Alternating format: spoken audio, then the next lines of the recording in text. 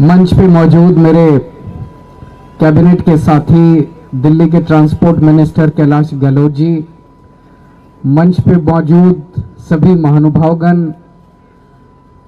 मेरे छोटे भाई पवन सरावत और यहाँ पे आज आए हुए सभी भाइयों बहनों माताओं बुजुर्गों बच्चों, आप सब लोगों को मेरा नमस्कार, सबको मेरा प्रणाम।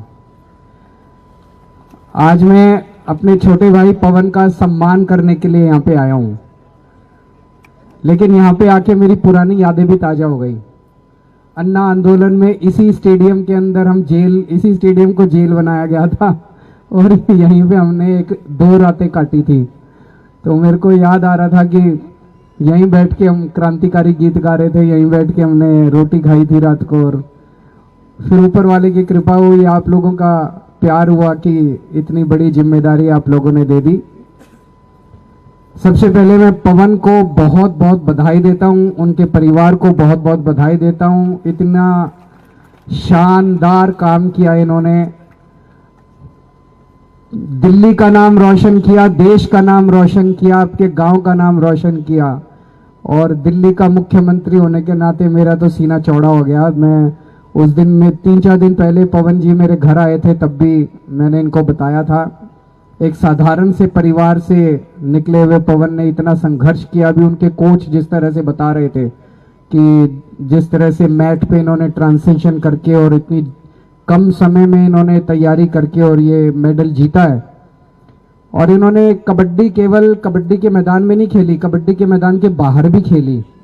आप लोगों को सबको पता है कि किस तरह से खेल के बाद मेडल किसी और देश के लिए अनाउंस हो गया था, फिर इन्होंने सबसे ज्यादा यही लड़ा था वहां पे उनसे, एशियन गेम वालों से, और भारत के लिए मेडल लेके आया।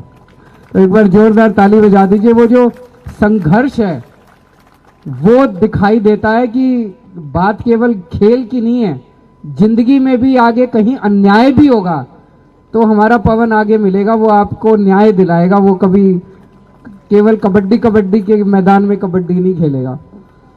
तो आज की हमारी जो पॉलिसी है, आज की पॉलिसी के मुताबिक पवन को दिल्ली सरकार 1 करोड़ रुपए की राशि देगी।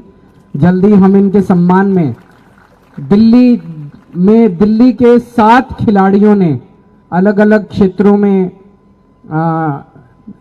एशियन गेम्स में पदक जीते हैं, उन सभी के सम्मान में एक साथ एक कार्यक्रम जल्दी करेंगे। उसमें पवन भाई को लगभग 1 करोड़ रुपए की राशि मिलेगी। अभी बताया गया कि हरियाणा की इतनी है, फलानी की इतनी है, आप चिंता ना करो, थोड़ा सा टाइम दो, आपको ऐसी पॉलिसी बना के दूंगा कि सारे हरियाणा वाले भी फिर कहेंगे कि दिल्ली की इतनी है। मुझे बेहद खुशी है, यहाँ पे अपने गांव देहात से लगभग 20-25 कबड्डी के खिलाड़ी ऐसे हैं, मेरे को बताया गया है, जो कि देश के राष्ट्र के लेवल पे भारत के लिए खेल चुके हैं, अंतर्राष्ट्रीय लेवल पे खेल चुके हैं, और 5 अर्जुन अवॉर्डी हैं। एक कैर से है, 2 निजामपुर गांव से है, एक बांकनेर से है, एक जोंती से है। दिल्ली सरकार की देखो, जब आदमी जीत जाता है ना, मेडल ले आता है, तो सारे कोई कुछ इनाम देता है, कोई कुछ इनाम देता है, कोई कुछ इनाम देता है।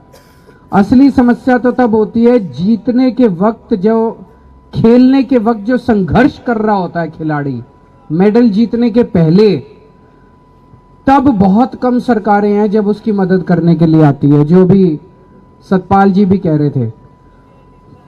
दिल्ली में हमने 2-3 किस्म की पॉलिसी बना रखी है। एक प्ले एंड प्रोग्रेस है, छोटे बच्चे 13-14 साल से कम उम्र के बच्चे, अगर उनके अंदर हमें पोटेंशियल दिखाई देता है तो हम उनको साल के 2 से 3 लाख रुपए देते हैं कि भाई आप अपना हुनर, कोचिंग करनी है कोचिंग कर लो, खाने पीने पे खर्च कर लो।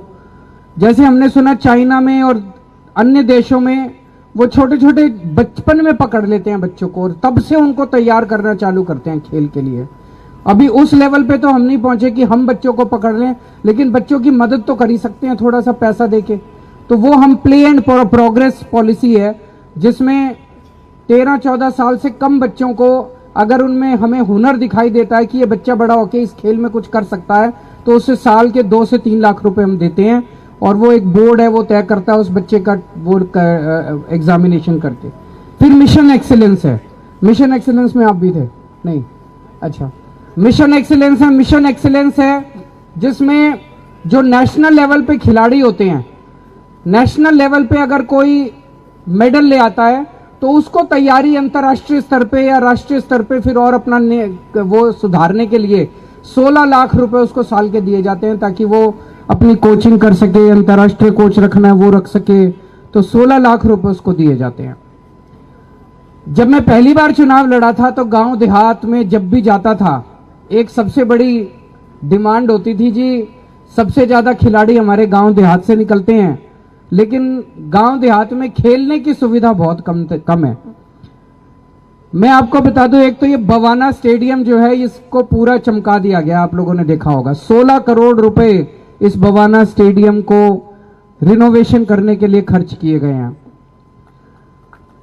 नजफगढ़ में नया स्टेडियम, नया स्पोर्ट्स कॉम्प्लेक्स बनके तैयार हो गया है। कैर में नया स्पोर्ट्स कॉम्प्लेक्स बनके तैयार हो गया है। मुंडेला में नया स्पोर्ट्स कॉम्प्लेक्स बनके तैयार हो गया है। पूटकला में सिंथेटिक ट्रैक बनके तैयार हो गया है। प्रहलादपुर में स्पोर्ट्स कॉम्प्लेक्स बनके तैयार हो गया है। कटेवड़ा में सैंक्शन हो गया और बहुत जल्दी बन जाएगा। मित्राओं गांव में, झड़ोदा में, समसपुर में, इन सब जगह स्पोर्ट्स कॉम्प्लेक्स बनके तैयार हो रहे हैं। इतने बड़े स्तर के ऊपर मात्र 7 साल के अंदर किसी सरकार ने, मैं नहीं समझता कि गांव देहात के अंदर स्पोर्ट्स इंफ्रास्ट्रक्चर को बढ़ाने के लिए कभी काम किया होगा। और अभी और भी बहुत सारी प्लानिंग है आपके गांव देहात में स्पोर्ट्स को बढ़ावा देने के लिए। इसके अलावा गांव देहात की जो समस्याएं हैं उस पे मैं 2 शब्द करना चाहूंगा। हम देखते हैं कि काफी सारे गांव ऐसे हैं जो कच्ची कॉलोनियों में तब्दील हो गए हैं। एक साथ कच्ची कॉलोनियों की दिल्ली के अंदर हमारी सरकार बनने के पहले बहुत बुरा हाल था। न सड़कें थी, न पानी था, न सीवर थे, कुछ भी नहीं था। एक साथ हमने पिछले 3 साल में, मैंने कहा एक साथ बजट लगा दो। और आपको जान के, आपकी जानकारी के लिए बता दूं, जब हमारी सरकार बनी दिल्ली में लगभग 1800 कच्ची कॉलोनियां हैं। 1800 में से मात्र 850 कॉलोनियों, 884 कॉलोनियों के अंदर पानी की व्यवस्था थी। हमारी सरकार बनने के बाद सारी कॉलोनियों में पानी की व्यवस्था कर दी हम लोगों ने, सारी कच्ची कॉलोनियों में।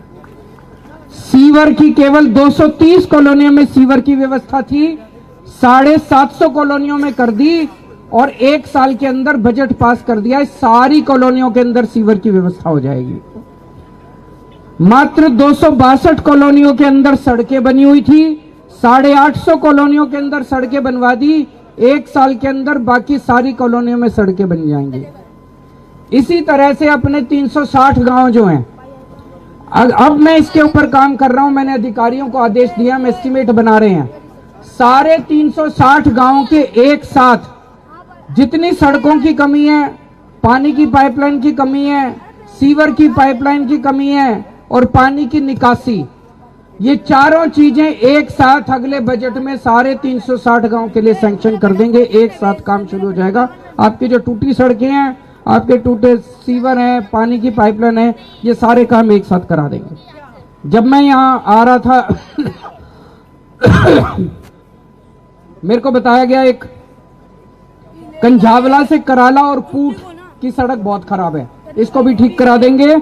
नांगलोई से नजफगढ़ रोड जो है उसका बहुत बुरा हाल है, लेकिन वहां पे पानी की निकासी की समस्या है, तो उसकी पानी की निकासी की समस्या भी ठीक करा रहे हैं और उस सड़क को भी ठीक करा रहे हैं। दोनों के हमने ऑर्डर दे दिए हैं। गांव देहात में धारा 81 और धारा 33 की समस्या रहती है, इसके लिए मैं भी बहुत लड़ा हूं। हमने विधानसभा में भी प्रस्ताव पारित किया था 2 साल पहले, उसको हमने सेंटर में भी भेजा, लेकिन हमारे हाथ में नहीं है, वो केंद्र सरकार के हाथ में है, एलजी साहब के हाथ में है। मेरी तरफ से मैं उनके से बात बीच बीच में उठाता भी रहता हूं, उठाता भी रहूंगा, आपके साथ में संघर्ष करता रहूंगा। यहाँ पे बगल में लिबासपुर में अभी शानदार स्कूल बना है, स्कूल ऑफ स्पेशल एक्सीलेंस। सोचो गांव देहात के अंदर कभी किसी सरकार ने, हमारे से पहले 75 साल में किसी सरकार ने ध्यान नहीं दिया होगा। इतना शानदार स्कूल बनाया है, दूर दूर से लोग इस स्कूल के अंदर अपने बच्चों का एडमिशन कराने आ रहे हैं।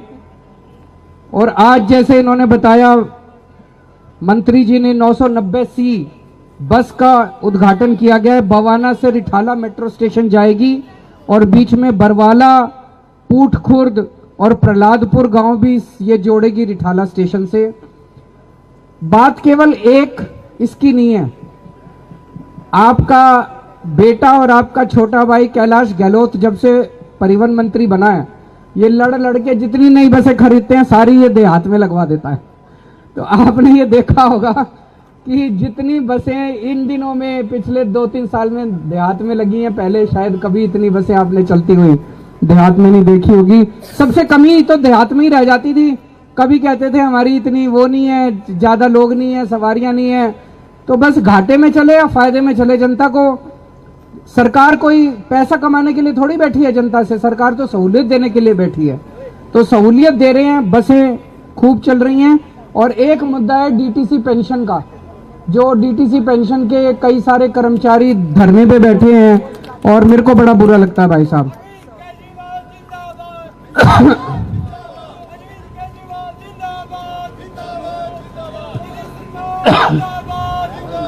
डीटीसी पेंशन के मेरे को बड़ा बुरा लगता है। रिटायरमेंट के बाद बुढ़ापे में इतना बुजुर्ग होके आप लोगों को धरने प्रदर्शन करने पड़ रहे हैं। जब हमारी सरकार बनी थी, डीटीसी पेंशन की बहुत ज्यादा समस्या थी। कहते थे कि पहले डीटीसी वाले अपना एक फंड बनाओ, उस फंड के ब्याज से डीटीसी की पेंशन दी जाएगी। अब डीटी 7th पे कमीशन भी हमने लागू किया था आप लोगों के साथ ही, है कि नहीं है? हमने एरियर भी दिलवाए थे आपके सारे। हमने आने के बाद ये तय किया भाई डीटीसी के पास अपना कोई फंड वंड नहीं है, डीटीसी नहीं दे सकती, दिल्ली सरकार पेंशन देगी आपकी। तो 2014 से, तब से 15 से जब से हमारी सरकार बनी, तब से दिल्ली सरकार आपकी पेंशन देती आ रही है। टाइम पे पेंशन मिला करती थी। 1 साल से समस्या हो रही है कि नहीं है? 1 साल से समस्या हो रही है। आज मौका नहीं है, मैं राजनीति भी नहीं करना चाहता, आज मैं मेरे भाई के लिए आया हूं, लेकिन 1 साल से ही क्यों समस्या हो रही है, सोचने के लिए बात है। तो कुछ ना कुछ तो है, गड़बड़ है। मैं पर्सनली लगा हुआ हूं, आपको यकीन, पिछले हफ्ते में एलजी साहब से भी मिलके आया। मैंने कहा जी ये ठीक नहीं है, डीटीसी पेंशन रोकना ठीक नहीं है किसी की भी, और लड़ाई झगड़े जितने हम कर लेंगे, लेकिन तो एलजी साहब को भी मैंने मना लिया, एलजी साहब मान गए हैं। मैं पर्सनली लगा हुआ हूं, फाइल मैंने मंगा ली है, मैं बहुत जल्दी आपकी सारी पेंशन रिलीज कराऊंगा, आप चिंता ना करो। आपने आज मेरे को यहाँ पे बुलाया, मान सम्मान दिया इतना, इसके लिए बहुत बहुत शुक्रिया। और मैं भगवान से प्रार्थना करता हूँ मेरा भाई खूब आगे चमके, खूब आगे जाए, खूब तरक्की करे, देश का नाम रोशन करे और दुनिया के सारे रिकॉर्ड तोड़ के आए। बहुत बहुत शुक्रिया। प्रॉपर्टी बेचने और खरीदने के लिए संपर्क करें फेयर डील प्रॉपर्टीज।